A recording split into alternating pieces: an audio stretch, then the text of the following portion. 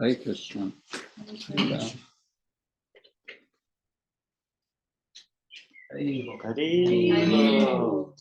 I'm very happy to be with you this evening. That I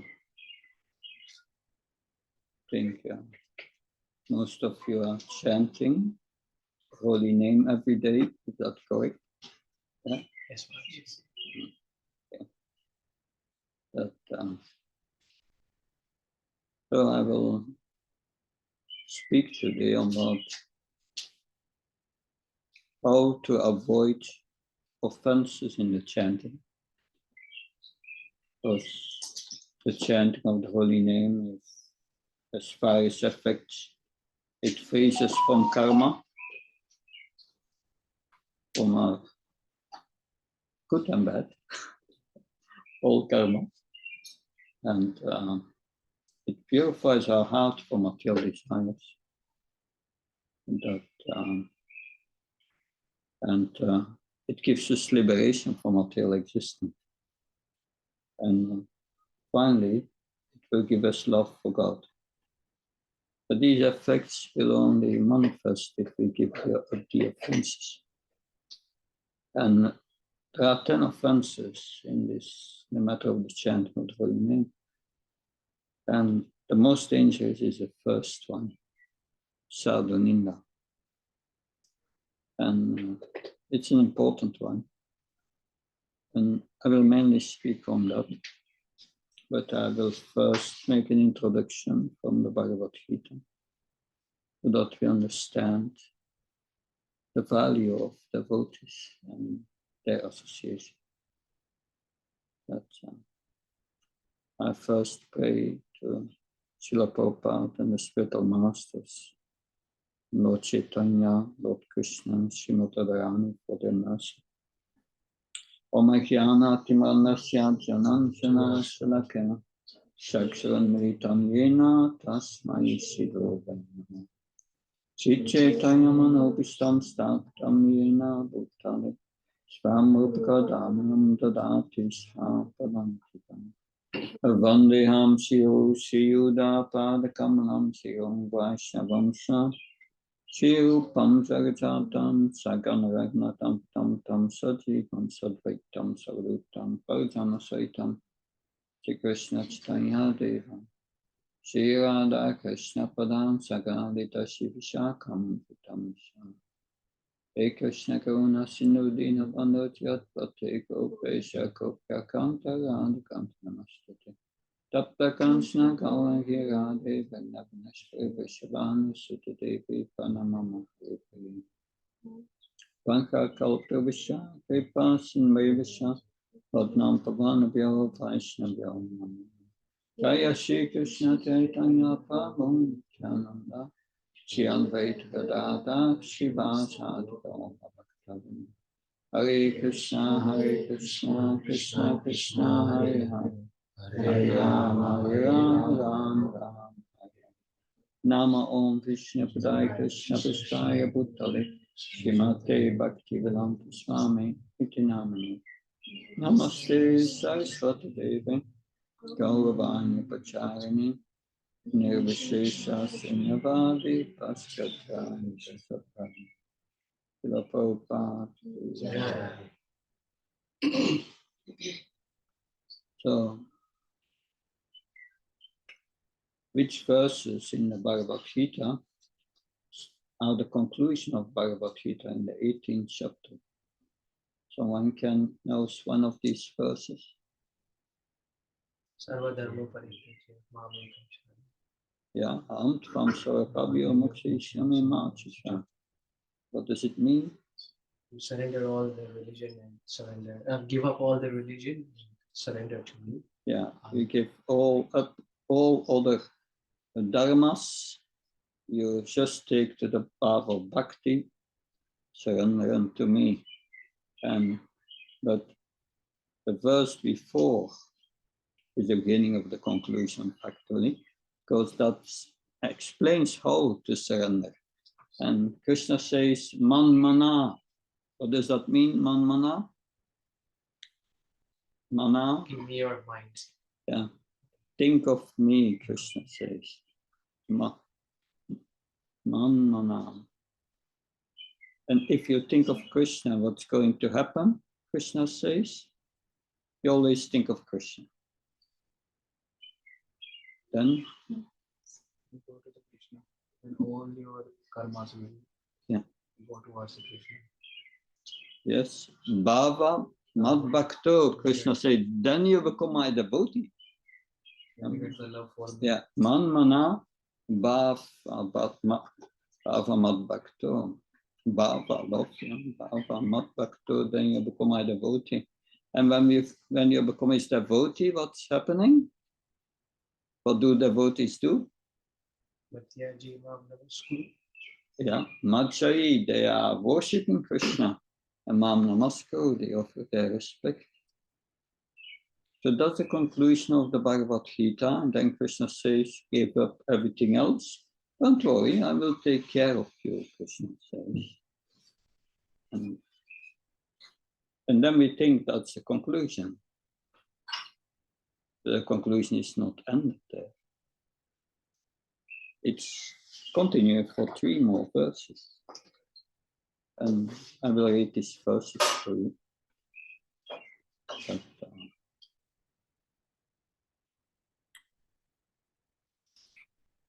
idam te na tapaskaya na bhaktaya katachana na sasusrusafe vacham na samam yo yasuyate. This confidential knowledge, so these 2 verses were confidential knowledge. This confidential knowledge may never be explained to those who are not austere or devoted or engaged in devotional service, not to one who is envious of me. So this knowledge is not for everyone.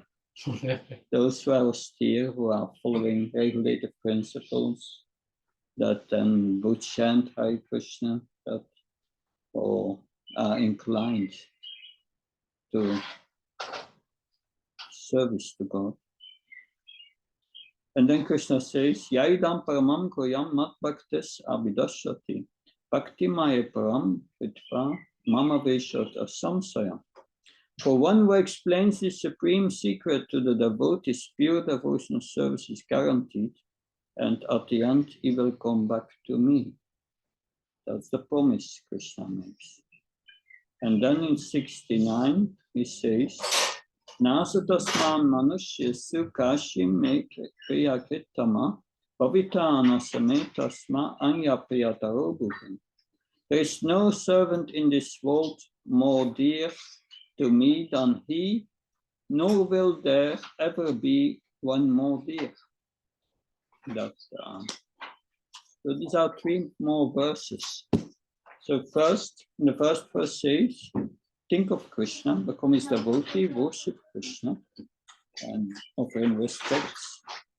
Krishna says, give up everything else, but then preach, he says. You have to share this message with others, with those who are innocent, not those who are envious of Krishna. We leave aside. And then Krishna says, such devotees, no one will be ever more dear to me, Krishna says. So we can understand how dear the devotees of Krishna are. Because devotees, they are chanting Krishna's names. In this age, is the only yoga process that works, the chanting. Because Krishna spoke these words 5,000 years ago, he spoke these words. And Krishna knew that Kali Yuga would begin. And he's asking to surrender. But the characteristic of the people in Kali Yuga is they don't want to surrender to anyone. And that's a problem. So Krishna knew that's a problem. Therefore he decided to come back. That's one of the reasons why he came back in Kali Yuga 500 years ago as Sri Chaitanya Mahaprabhu. He came back to show how one can surrender in Kali Yuga, how to become a devotee by chanting holy names of Krishna. Because the holy names of Krishna are spiritual.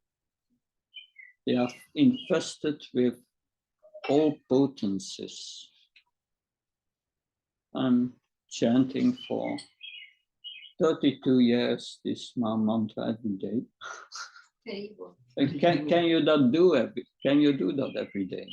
If there's no potency, try to chant Coca-Cola for 32 years. No, after 10 minutes it becomes boring. Because there's no potency. Sure. So yes, but it's because this holy name is spiritual. So where does the holy name come from?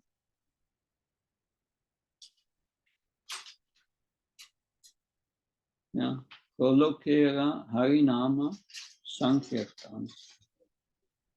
Kolokera.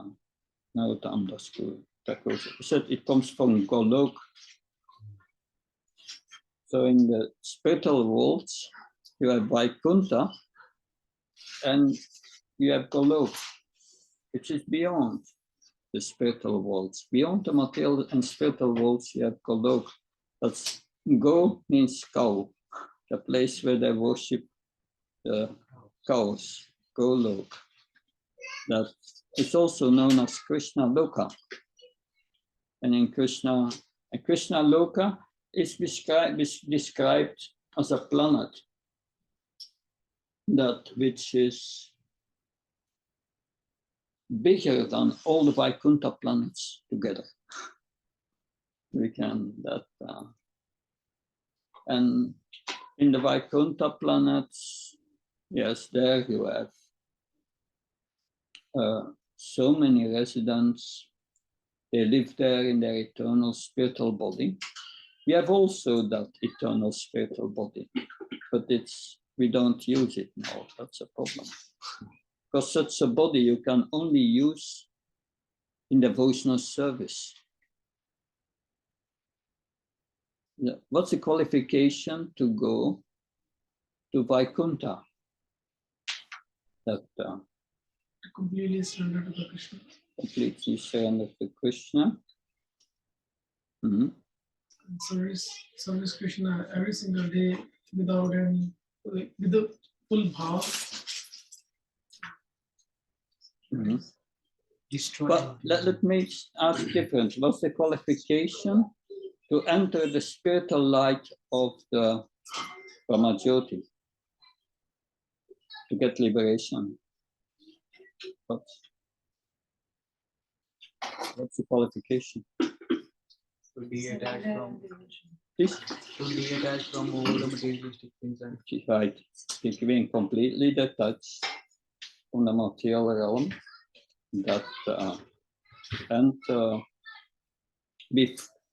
You must be on a stage which is called Brahma Bhuta.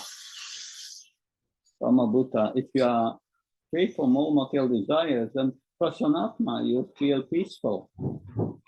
And that means na shoshti, na kangshti. No hankering, no lamentation, always peaceful. So that's called the transcendental platform. That is required to go to the Brahmajyoti.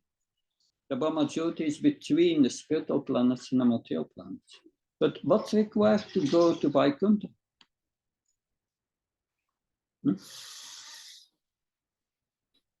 Destroy the material body, completely manifest the spiritual body, and you can enter into But what's required to do that?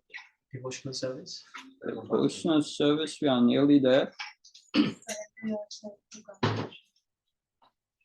Well, that's nice, but that's external Lord Chaitanya.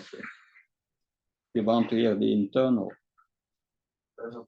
So you have devotional service. Service is the external. What's the internal? The purification by chanting. Devotion. Devotion. To enter the spiritual world, you need prema, the love for Krishna. If you don't love Krishna, you cannot enter the spiritual world. So you have the spiritual energy, you have the spiritual platform of the transcendental platform. You can go to the Brahmajyoti, but you must, higher than the transcendental platform is the devotional platform. That's higher. And that allows you to enter Vaikuntha Loka. That,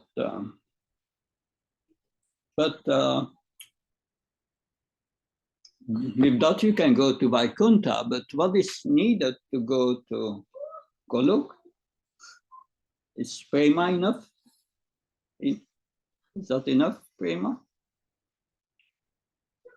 What is needed to go to Goloka Vrindavan? Krishna prema. Sthai bhav. No? These are processes.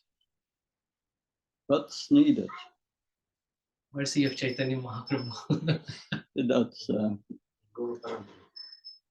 no. I tell you, it's Vratsha Bhakti. Vratsha Bhakti. The Bhakti or the devotion of the essence of Vrindavan. No one has read Nectar of Devotion. You read that book? Long time ago.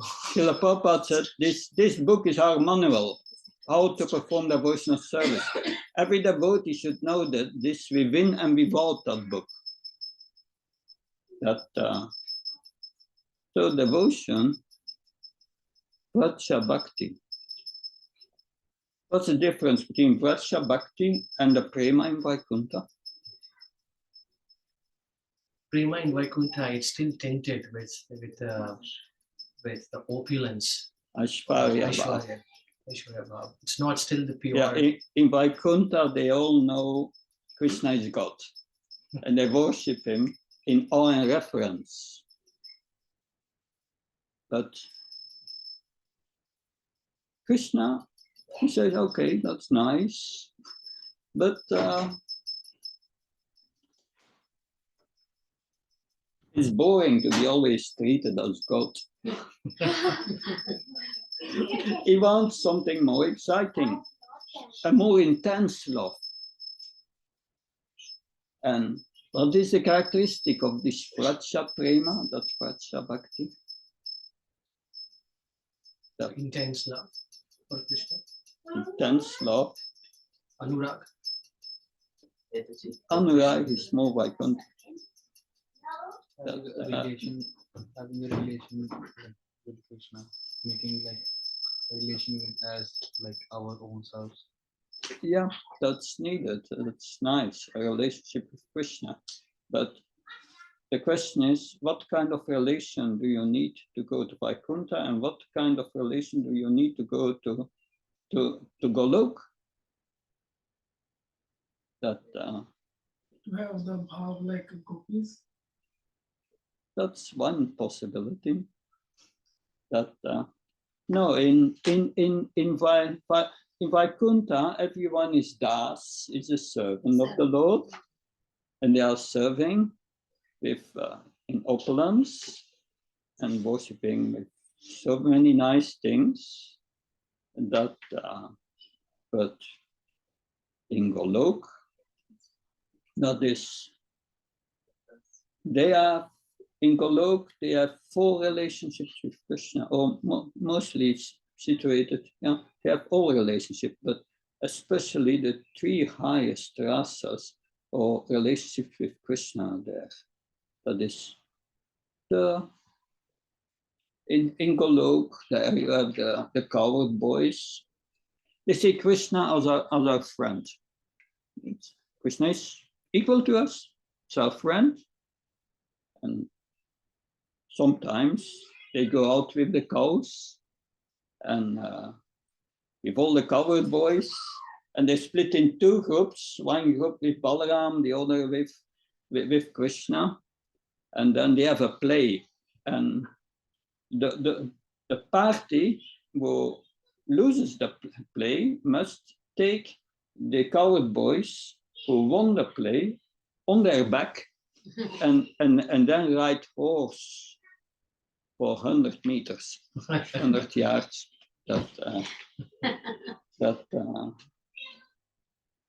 Could you do that? Climbing on the back of the deity? Quite offensive.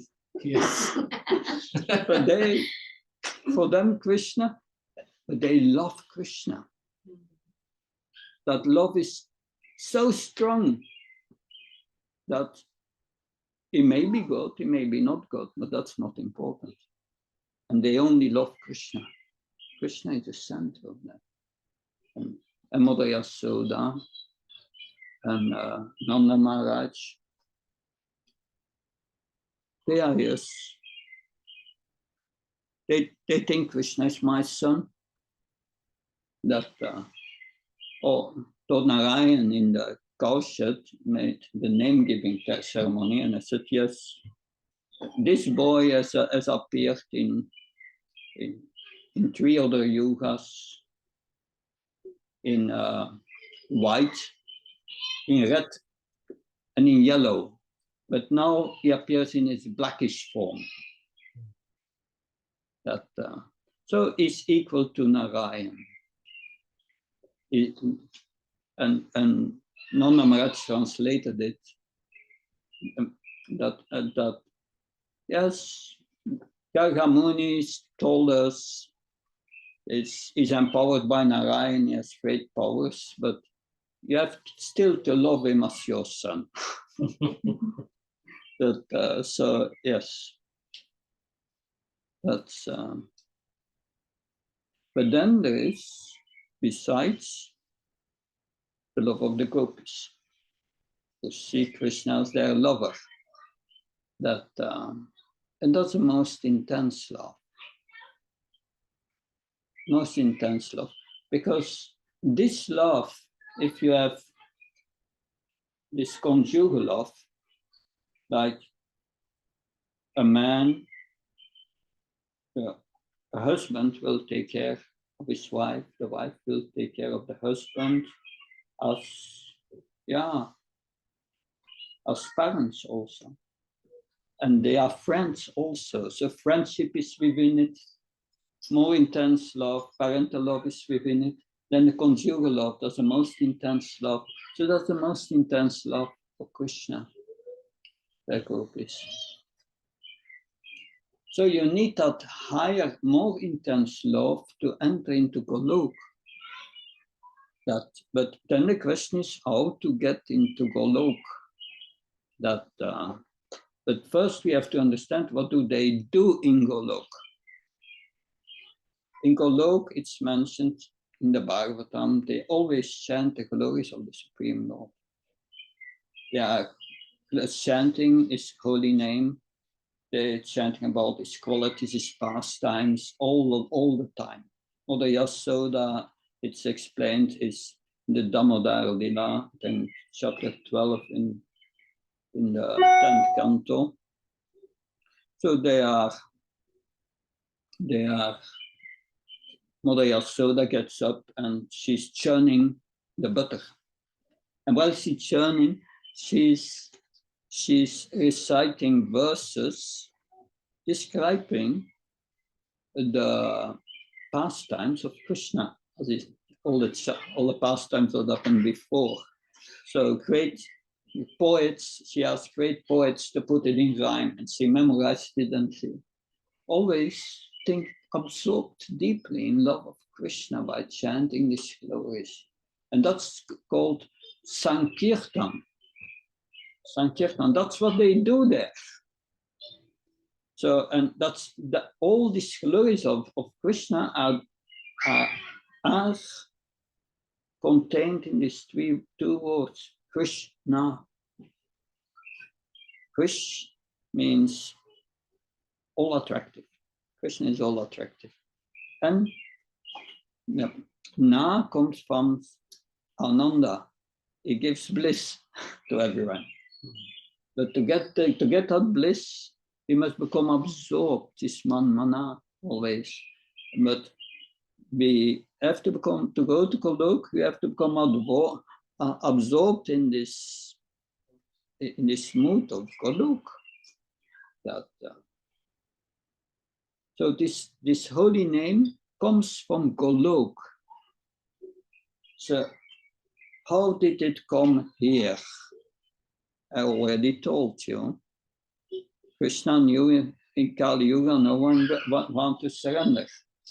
So, and he said, he thought, I have to come myself as my own devotee. Gargamuni had said in the Kaushad, this boy will appear in other, he's black now, but in other ages he appeared as white, as in red and yellow. So the white is Satya Yuga. There he appeared as Hamsa avatar. And then the red, he appeared in Treta Yuga as the Jagya avatar. And in Dwapara Yuga, he appeared as Krishna. And what is the yellow? Chaitanya Chaitanya Mahaprabhu. It's the golden avatar. Is Lord Chaitanya, because he had other reasons to come, because when Krishna was in Golok, he told Srimati Radharani, yes, I'm going to appear in Kali Yuga now. But Krishna said, my dear Srimati Radharani, you are feeling so much love for me. I want to know what is it in me, Krishna said, what attracts you. And Krishna said, it appears you are enjoying much more than me through that love. I want to experience how you are enjoying so much. So Srimati Radharani said, yeah. Krishna said, yeah, okay. Therefore I will appear with your mood. With your mood. Srimati Radharani said, oh, you are going to play my role? I want to see that. And therefore, also Srimati Radharani appeared as Gadadhar Pandit. But anyway, but Gadadhar was a bit empty because Krishna has taken the mood of Srimati Radharani had taken away. So, who is Lord Chaitanya? Therefore, Sri Krishna, Chaitanya, Radha, Krishna, Nayanga. Radha and Krishna together in one person is Lord Chaitanya. And he's the most merciful because he's in the compassionate mood of Srimati Radharani. He appeared. And he appeared to bring this holy name from Golok to us here in this material world. So he imported the holy name and gave it to us. So yes, but Lord Chaitanya spread the holy names all over India. Please read, if you didn't read yet, read the Chaitanya Charitamrita.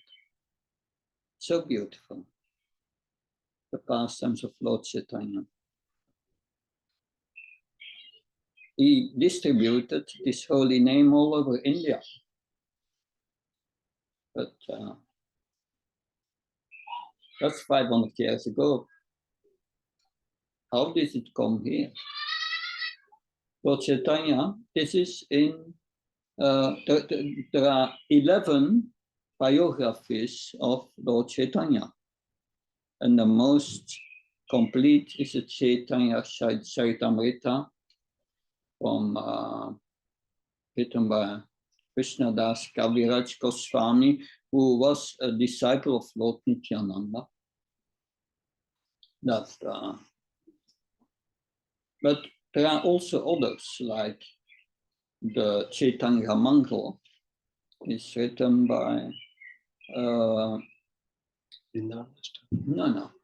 Lochandas Thakur. Vrindavandas Thakur is written Chaitanya Bhagavat, it's another Bhagavat. That's also one of the most important, Chaitanya Bhagavat. But in Chaitanya Mangal from Lochandas Thakur, there, that's interesting. Lord Chaitanya speaks and says, in the future, if some souls escape to faraway countries outside of India, then my Senapati Bhakta will appear, my great military field commander, and he will give them the holy name. Who is this Senapati Bhakta? Srila Prabhupada. Srila Prabhupada brought the holy name, and because it's in Chaitanya Mangal that, and this Sena Bhakti will spread it all over the world in all cities and villages. And that is Srila Prabhupada. So we can understand how this holy name comes from Goloka Vrindavan, that beyond the material and the spiritual worlds. And Lord Chaitanya says, Nanamakari Bhavdani Asarva Shaktis. Krishna has put all these potencies in this holy name, spiritual potencies, all the spiritual energies are in the holy name. Well, how powerful that. But Lord Chaitanya said, but unfortunately, I cannot take advantage of these energies. That's mostly our situation. Because the holy name is like the sun. That today we had some sun here. Yes. I heard it's very rare, but there was sun. And when the sun shines, we made a walk, everything becomes beautiful here. Very beautiful, very nice. But then you enjoy, right? Walking. That a nice walk we made this afternoon. But at night we don't see anything. We are in ignorance of what's around us. And now there are clouds. It's still daylight. We see what's going on, but we don't have the full sunlight anymore. So that these are three stages. We have the night, then we don't experience much. Then the daylight age. But then when all clouds are gone, we have the sunlight. So Lord Chaitanya had appointed one devotee and as the Nam Acharya, and his name was Haridas Thakur. Interesting. Haridas Thakur was from a Muslim family. And he had since birth had eaten meat and all these things. But then when he met Lord Chaitanya, he started to chant the holy name 300,000 times a day. That we chant 16 rounds, he chanted 192 rounds every day.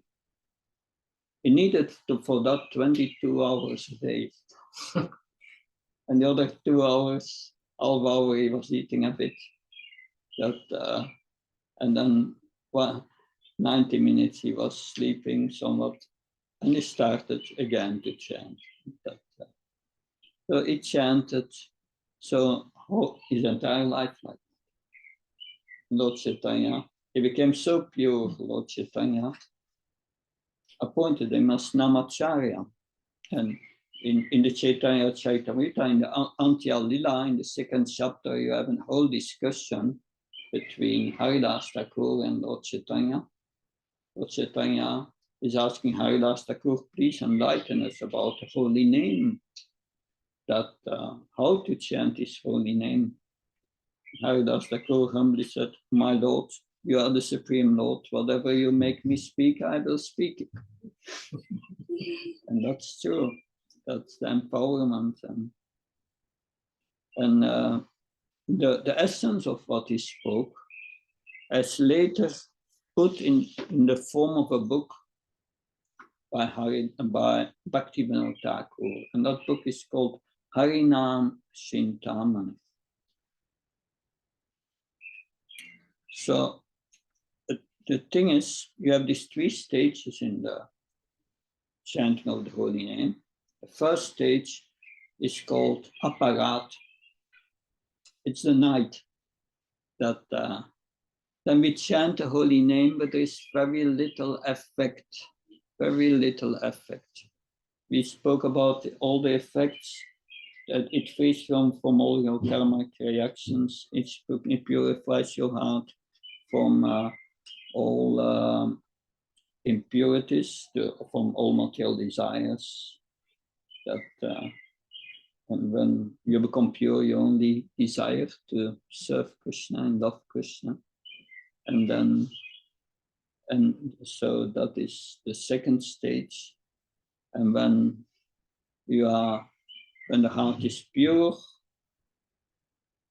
then all this karma is gone, and then the next effect comes.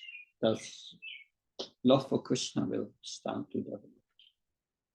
But when the heart is pure love, prema. That's so. At night we don't see anything. That's aparat. What is this aparat? That if we commit these offenses, then this chanting has very little effect. It has some effects. Some anarthas, some material desires will be removed from your heart, but most contamination remains if you have this aparat. That after aparat, if you give up these offenses, then you come to the clearing stage. The heart will become purified. So that takes 34 years. So I think I'm a good candidate, 32 years. Anyway, we are not yet there, but it purifies the heart. That's the clearing stage. And then you become more and more happy. And when the heart is completely pure, you chant the Sudanam. So the clearing stage is like now, it's daylight. But then we come into the full sun, Sudanam. That's after liberation. If the process of clearing all material desires is done, then you attain liberation from the cycle of birth and death. Then you can go into the Brahmajyoti, but not yet into Vaikuntha or Golok. Then you develop the love. But that goes very quick after. The purification is a long period. But then afterward, you become ecstatic. An ecstasy which is not from this world, because you live in this relationship with Krishna, which is always blissful. But there are 10 offenses to be avoided in the chanting of the holy name. Because these 10 offenses, Prabhupada said, you must repeat them every day, every morning, and avoid them. So I just will recite these 10 offenses quickly, and then we will discuss the most dangerous offense, the first one. Yeah. So there are 10 offenses in the matter of chanting the holy name of Krishna. One is to blaspheme the devotees who have dedicated their lives for the preaching of the holy name. Krishna has just said in Bhagavad Gita, this verse I read, devotees who are preaching are very dear to me. If you make offenses to them, very dangerous. The second offense is to consider the demigods like Lord Shiva or Lord Brahma to be equal or independent of Lord Krishna or Krishna. Of course, Westerners, they don't have problems with that. They don't know about demigods anyway. Yes. But that's in India can be a problem. The third offense, to disobey the orders of the spiritual master. The fourth offense, to blaspheme the Vedic literature or literature in pursuance of the Vedic version. That because all the Vedic literature has one purpose, Krishna says in Bhagavad Gita, in verse 15, Vedasa sarvami bhavedya. I'm to be known by the Vedas, Krishna says. Then the fifth offense is thinking this holy name, that's exaggeration, imagination. I don't believe in it. And the next offense is give some mundane interpretation of the holy name. The seventh offense is committing sinful activities on the strength of the holy name. So thinking I break all principles, I eat meat and have sex and all these things. And then I'm going to chant the holy name and I'm going to become purified. That doesn't work. That's an offense, even to think like that. And the eighth offense is to think that the chanting of Hare Krishna is one of the ritualistic ceremonies which is known in the Vedas as fruitive activities or karma kanda.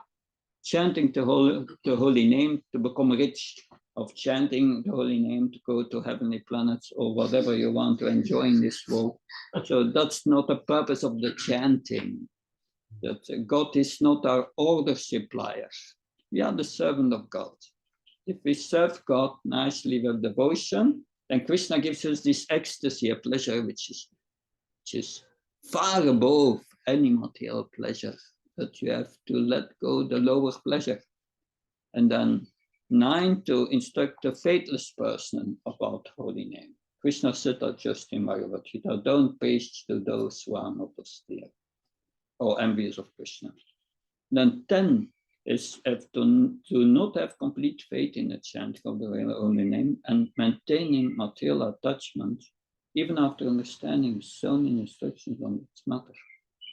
Every devotee who claims to be a Vaishnava should carefully avoid these offenses in order to quickly achieve Krishna Prema. That is what you need to go to Vaikuntha, or more intense, Vratsya Prema, Goloka. Okay? So we now know how to go to Vaikuntha, how to go to Goloka. It's not so simple. When I started to chant Hare Krishna, I chanted 16 rounds for a few days. Then I had a dream, and Srila Prabhupada appeared in my dream. And Srila Prabhupada was sitting before me, and we were sitting with many devotees in the dream. And Prabhupada sat on his Vyasasam, and he had a stack of booklets. And he took one booklet and gave it to me. He said, "This is your passport for the spiritual world." And he gave that to me. And then he raised his hand. He said, "And now you have to work on your visa." So what is the visa? What is the passport? The passport is the spiritual master gives us the holy name. That's our passport. Yes. But then you have to become qualified to go to the spiritual world. And what is this qualification? Krishna came as Lord Chaitanya, he gave us the holy name, and he gave us 8 verses. And the third and fourth verse speaks about these qualifications that we must.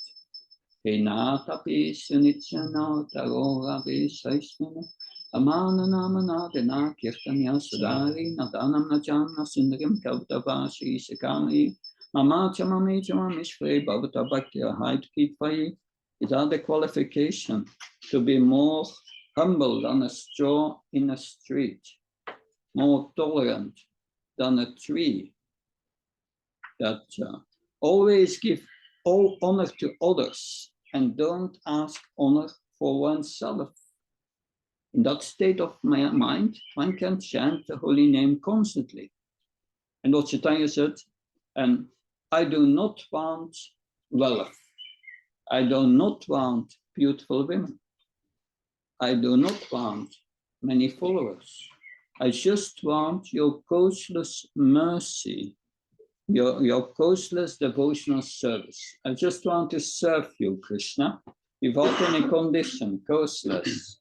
And I want to do that birth after birth. I don't want evil liberation. So these are the qualifications. That's the situation. If we chant with that mood, you are in the clearing stage. It becomes daylight. The sun may not be there yet, but you come in the daylight if you have that mood. That, but then how to get that mood? That, because if we commit these offenses, we stay in the apparat. We don't come in the clearing state. We don't come in the daylight. We chant Hare Krishna. It's said in the scriptures. Bhaujana karaya dishravana kirtan. Tabutena paya Krishna pada premadam. If one is infested with these 10 offenses in the chanting of the mantra, that despite his endeavor to chant the holy name for many births, he will not get the love of Godhead. That is the ultimate goal of the chanting. Because the love of Godhead is the goal of the chanting.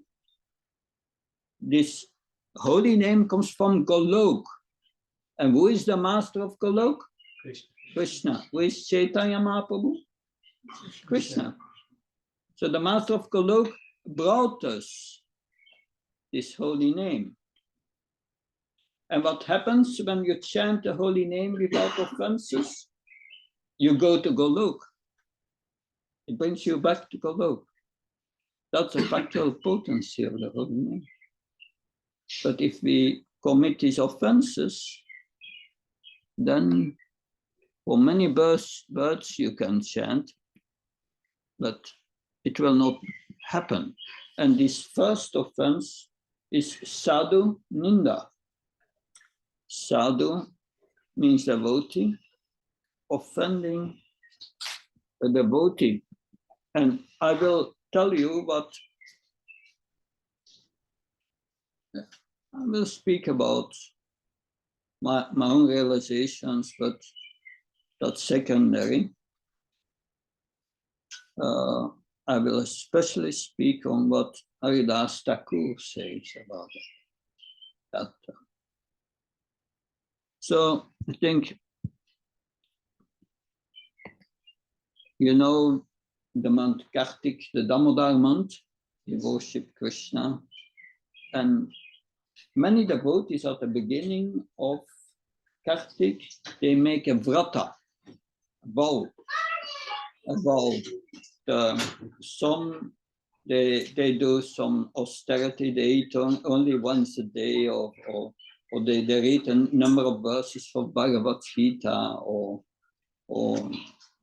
recite the Damodar Astakam and offer a lamp. So my teacher, Bhujan Prabhu is a disciple of Prabhupada. He was one of the pioneers in Taiwan, in China, also Hong Kong. That he preached there with Shagatarina, his wife, and then, but now he's He's in Perth mostly, in Australia. But he taught me the Bhagavatam in Vrindavan during 10 years. That, and he said, once at the beginning of Kartik, he made a vow not to criticize devotees for 1 month. But he said, he told us the vow lasted just 4 hours. It's very difficult, but we have to give that up. It's very difficult. That, yeah. Then, but if we speak about Sadhu Ninda, who is a sadhu, that, of course, in the scriptures, in Bhagavad Gita, so many spiritual qualities are mentioned of a sadhu. So in the Bhagavatam, the 11th canto, 24 qualities of a pure devotee. In the Nectar of Devotion, so many qualities are mentioned.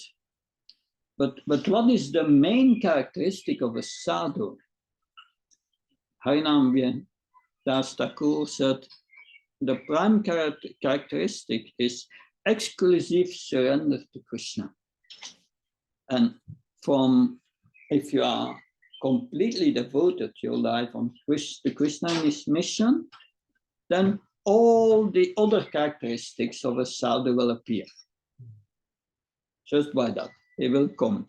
That it is such Yashyasti Bhakti Bhagavata Kinshana Saberkanav Kunar Satra Samastesura. Within a devotee resides all the qualities of the demigods. But of course, nice qualities in goodness, but a devotee has all higher qualities than that, the devotional qualities. That, yeah, if there is, because Haridas Thakur said, if there is exclusive surrender to Krishna, you continue to chant and just all the other qualities will appear. It doesn't depend on what you do in your life, your psychophysical engagement, that your profession. There's nothing to do with that. It's independent from that. But to come to that point of not criticizing devotees, one must adopt the right inner attitude. And I want to tell you a story of Raghunath Das Goswami. Well, at that time he was not Goswami, he was Raghunath Das. Raghunath, his father was a Samindar, a landowner, and they had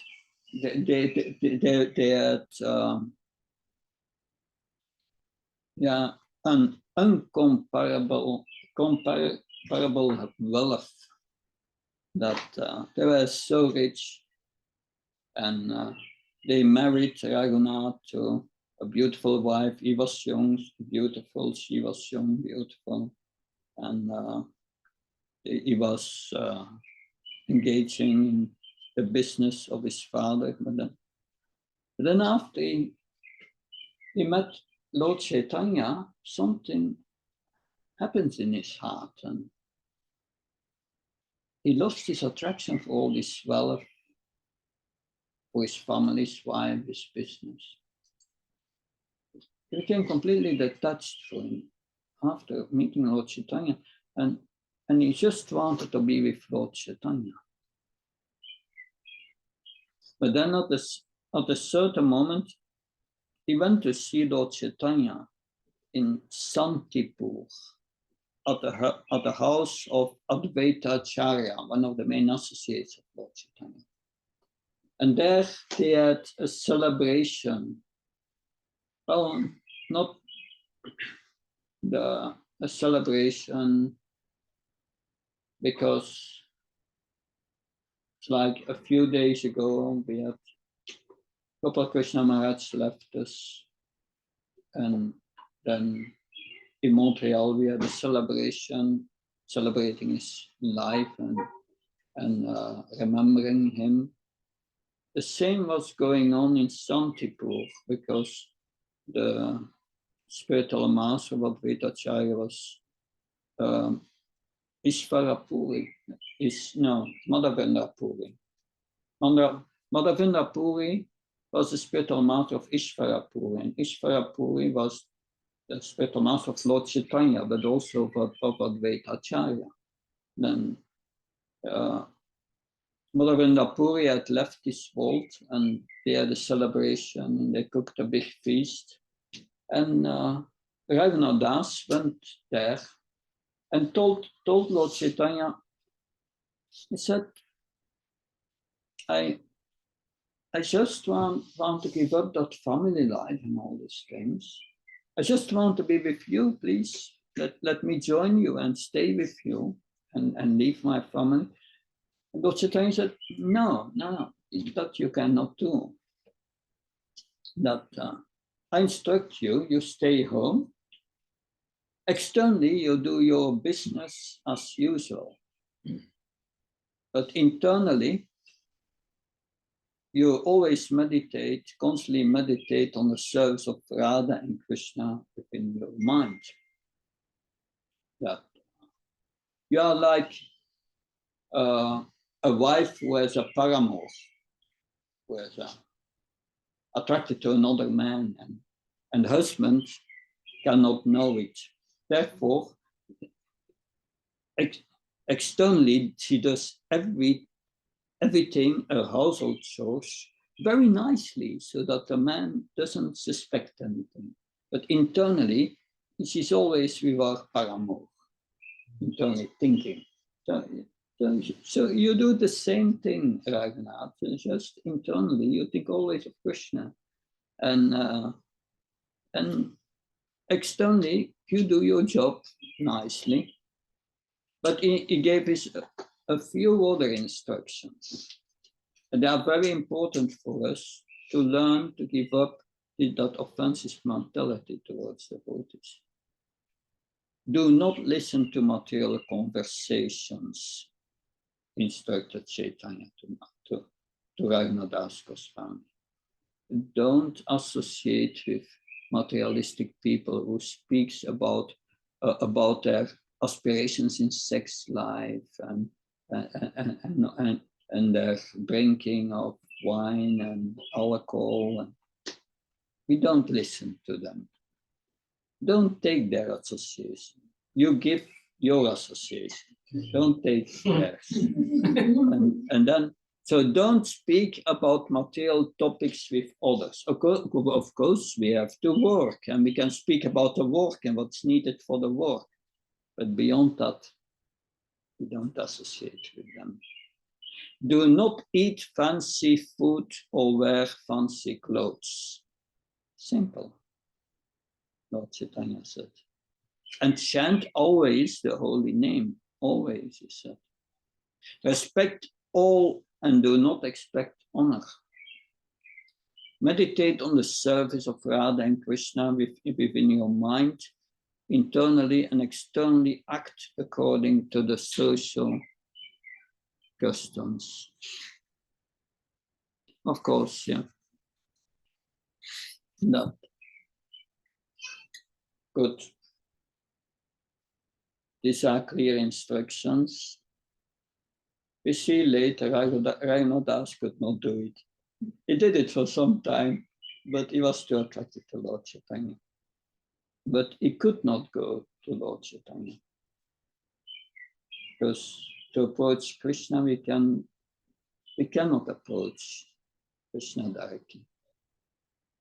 Therefore, he needed first the mercy of the spiritual master, Lord Nityananda.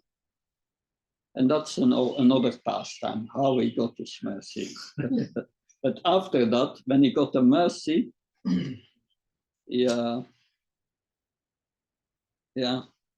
because after he got the mercy of Lord Nityananda, he still continued to do his household chores and so his household life and his business.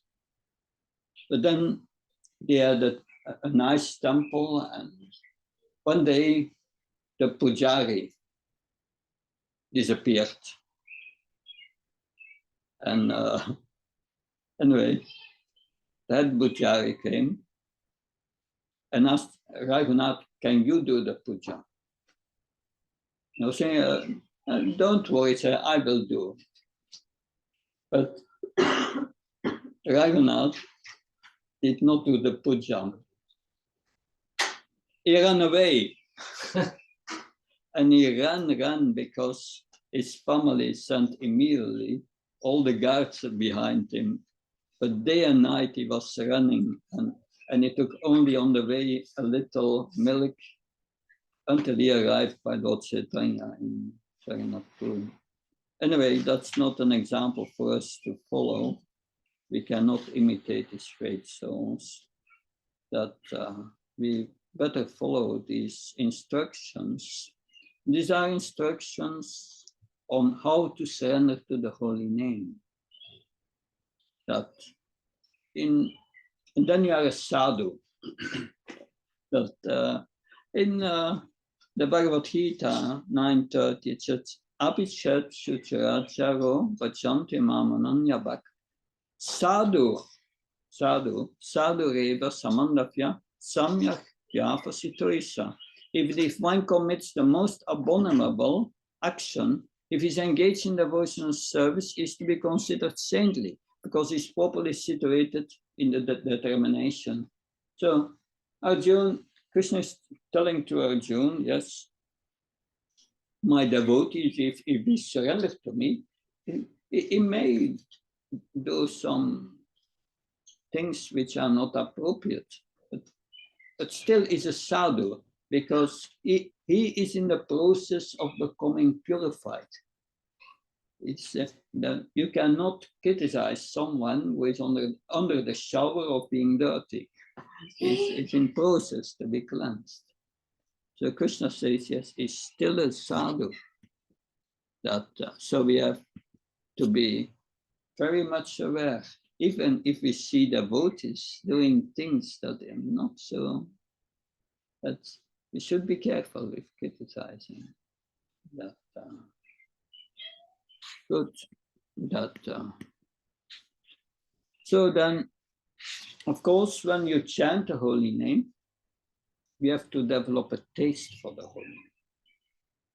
And what takes this taste away is aparat offenses. Aparat against Radha. Radha gives the bliss. We are against Radha. Yeah, that's no taste.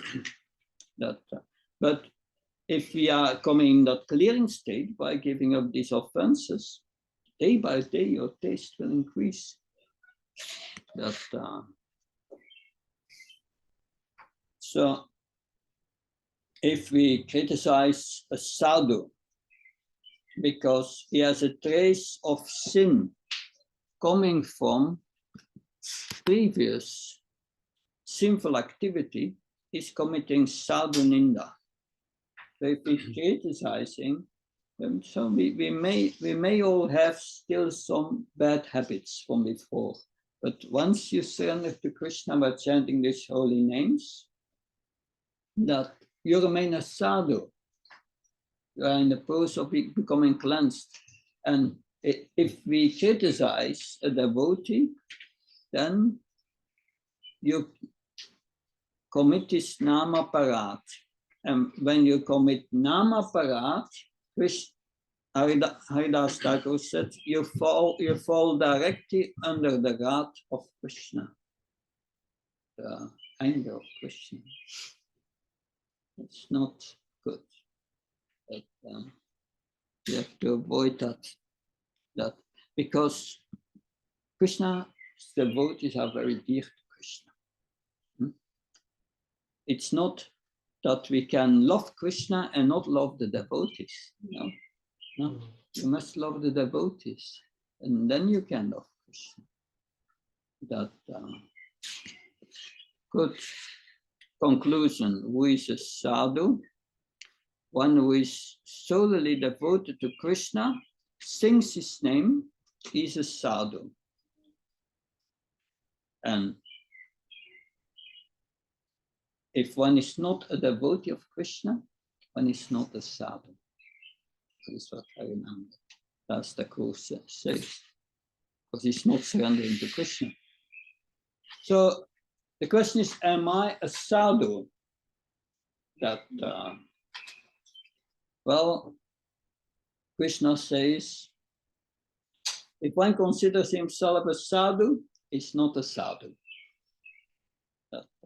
But if one thinks himself the lowest rascal and humbly takes shelter of Krishna and sings the name of Krishna, he's the real sadhu. So that's this Trinata peace and it's in a Tarora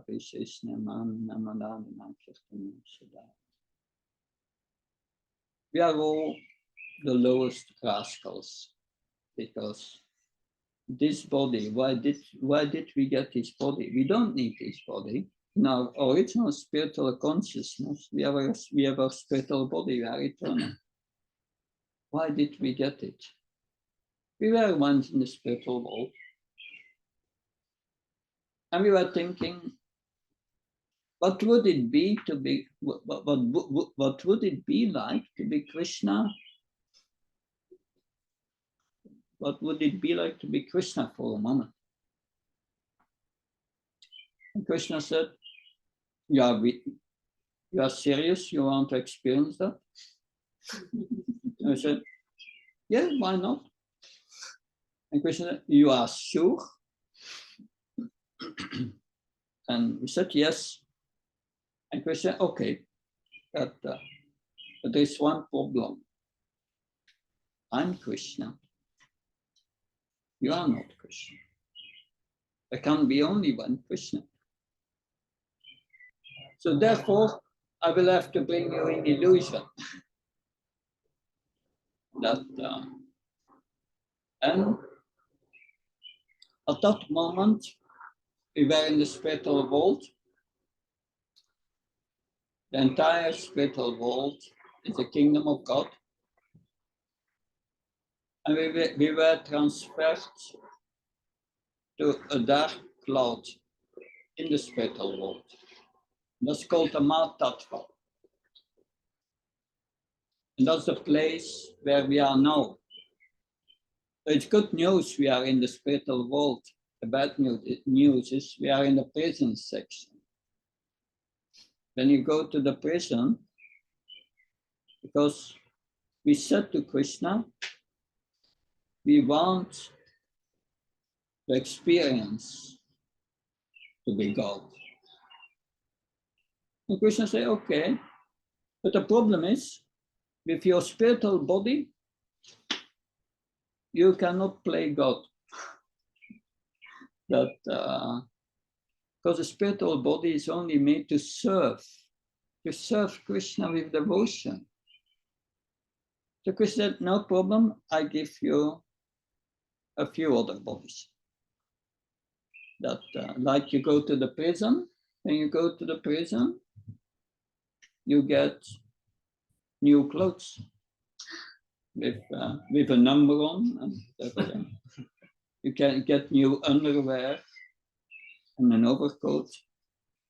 That so we get underwear, a subtle body, and a gross cloth, and a gross body, which is this this gross body.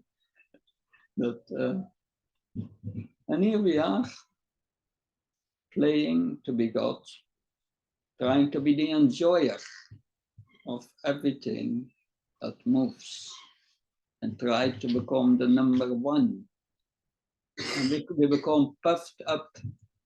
We lose our spiritual qualities are covered over. You see that? A devotee who is humble, who thinks always, I'm the lowest rascal, everyone is better than me. That also in the spiritual world, if something goes wrong there, everyone thinks the fault lies in me. But here, yeah, if there are elections, have you ever heard of all the politicians saying, I'm not so good. You vote for the other one. He's better. That's no. It's fighting and bring the other down. The fault lies not in me. I'm perfect. The fault lies in all the others. So, but if we understand that, why we are here, then we understand where the lowest class comes. Prabhupada was in Sweden, the Uppsala University, and he spoke that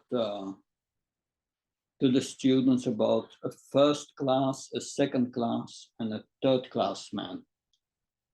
Anyway, at the end of his presentation was Peter Prabhu, one of the disciples of Prabhupada from Germany, one of the first disciples, was there with Prabhupada.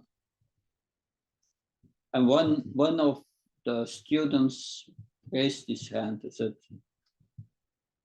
and he said to Prabhupada, "You think yourself certainly a first-class person." And Prabhupada said, "No, I'm a fifth-class person." And Peter could see that tears were coming from his eyes, falling out of his eyes.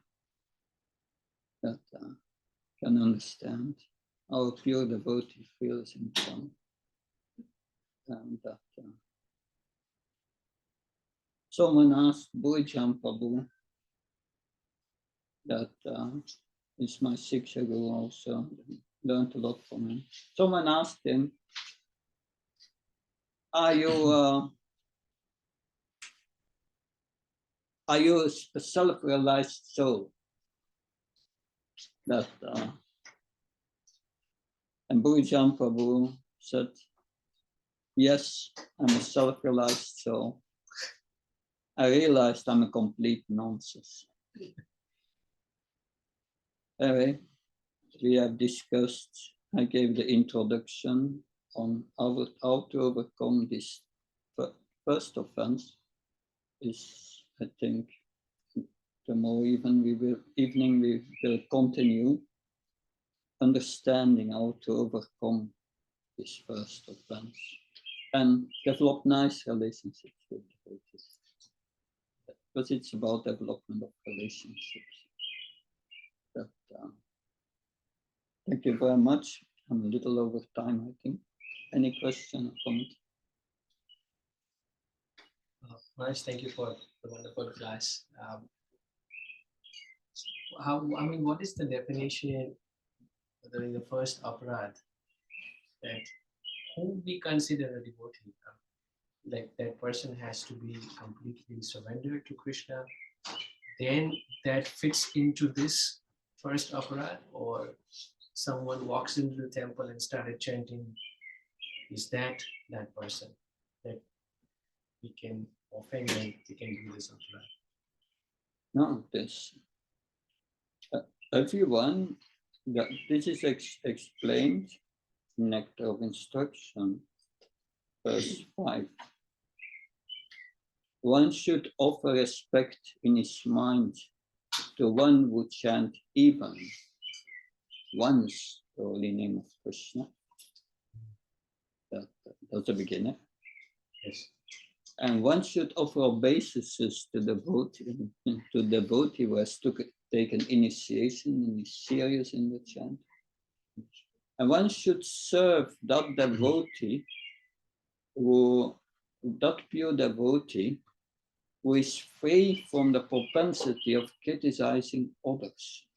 That's what we are discussing today. That's the path to become a pure devotee. So this is Nectar of Instruction, very basic knowledge. Yes. Maharaj, I had a follow-up question, which is also on the same line as Amrish Prabhu. So my question is, Maharaj, how can we bifurcate, like what is criticism which falls under aparadh category, and what is discussion. For example, sometimes there is some seva. Someone is trying to do seva, but it's not potentially not how it should go, and that's why we sometimes discuss internally with whoever is involved. Sometimes it's a group seva or more devotees engaged. So how do we understand whether it falls under the class of criticism or it's not a criticism? There are three conditions. The first condition is that before correcting someone, we must be in a position to do that. So usually the discussion should be going with equals, not with superiors, that with equals. That's important. That so the first thing is, am I in a position? You cannot discuss such things with someone who is superior to you. But with equals and with those who are, or also those who are neophytes, it's not good to discuss with them. They don't understand. So with equals. The second point is that what's my motivation to do that? You have to look in your heart. If you feel envious in your heart towards certain devotees, don't engage in this discussion with these devotees. That's not healthy. If you feel envy, back up from that. And the third point is the motivation why you do it. Why are we engaging in these discussions? Is to assist other devotees and ourselves in making the progress in devotional service. All these three things must be there.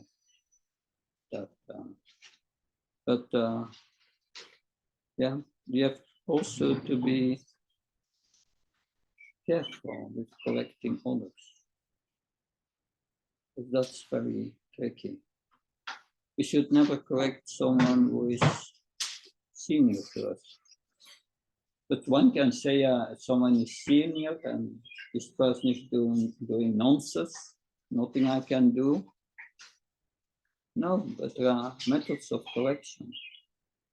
But, tell you a story about Brahma. Brahma creates living entities from his mind. That sometimes to create this living entities for his mind, he has to engage in this mentality of these living entities.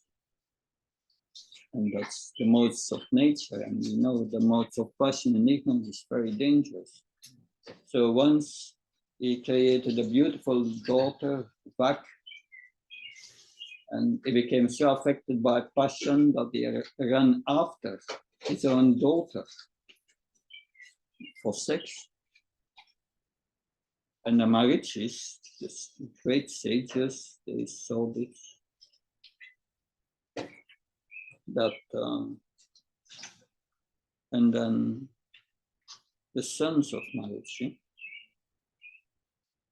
the Marichis, they didn't criticize Brahma directly, but the sons of the Marichis, they criticized Brahma. Say, he should give the example. He's the it's abominable that he's doing that, and they were criticizing him. But that's no offense. The Marichis, they did it in another way. They went to Brahma and they asked Brahma, we have seen you are doing that, but we don't understand why this happens. Can you explain us? They asked the question. Of course, in our case, if someone's senior, it's not appropriate even to go to him and ask him a question. It's better to go to his god brother, who is on the same level, and ask the question to him. We have seen your god brother doing that. Can you explain us, please? We are a little bewildered. So that's the way to do it. But the Marichis, the sons of Marichis, criticized him, and then they were first, they took birth as sons in Hiranyakashipu's pastime, and they were all killed one after another. And after that, they took birth, these 6 sons, as the sons of Vasudeva and Devaki, were killed by Kamsa, just for that offense. Because Brahma remains still a sadhu. He was so that is something we have to learn. And then how to correct him. That one of the methods of correction is you do the right thing. Give the example. And after a long time, the other devotee one day will say, oh, yeah, I have to do it like that. I did it wrong. That's one method of correction. And another method of correction is, yes, if you are on an equal platform, you can speak as friends. But when it's on a lower platform, we want to discourage new devotees to make spiritual advancement because they have still a strong false ego. So what you do is you approach this young devotee and first glorify what the person is doing good so that it feels good. And then you say, but maybe you could improve there. What do you think? And after that, you say again something good. And it's like the bitter is surrounded by sweet ball. And that's how we do it. We remain well wishers of each other. And we may never forget, or at least I don't forget, because I'm a great rascal, and what I did in the past was abominable. And I don't remember it. I remember that. I was not better.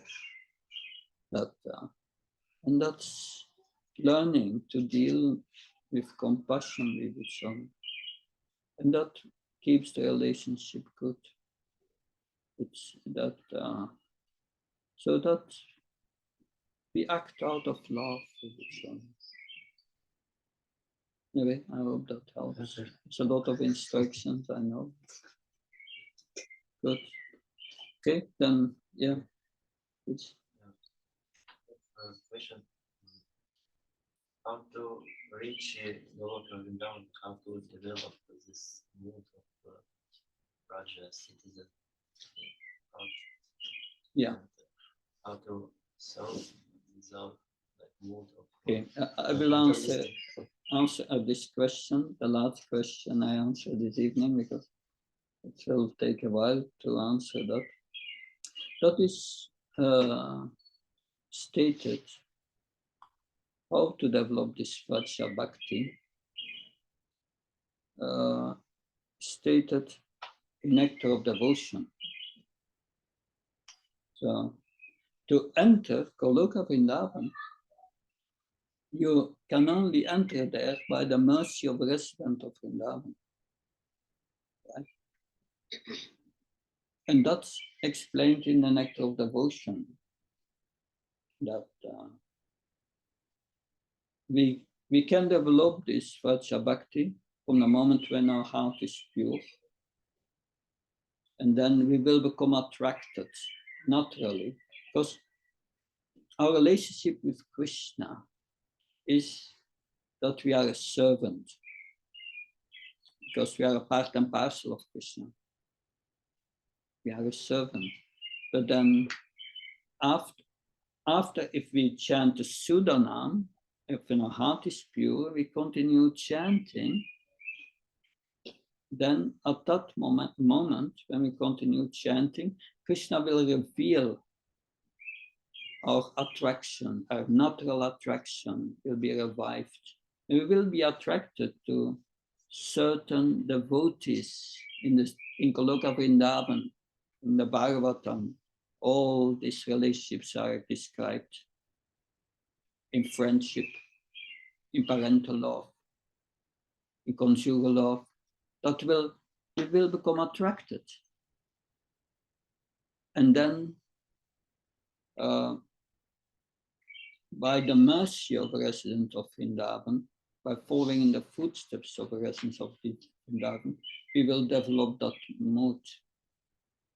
And surely that love will develop and fully blossom if we get the mercy of Krishna. That this mercy you only get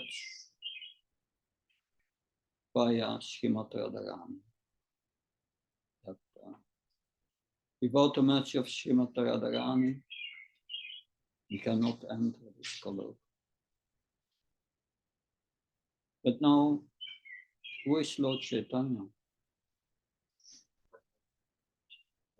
Yes, Radha Krishna I am. It's Lord Chaitanya in the mood of Srimati Radharani. The very compassionate mood of Srimati Radharani. Very compassionate. Therefore,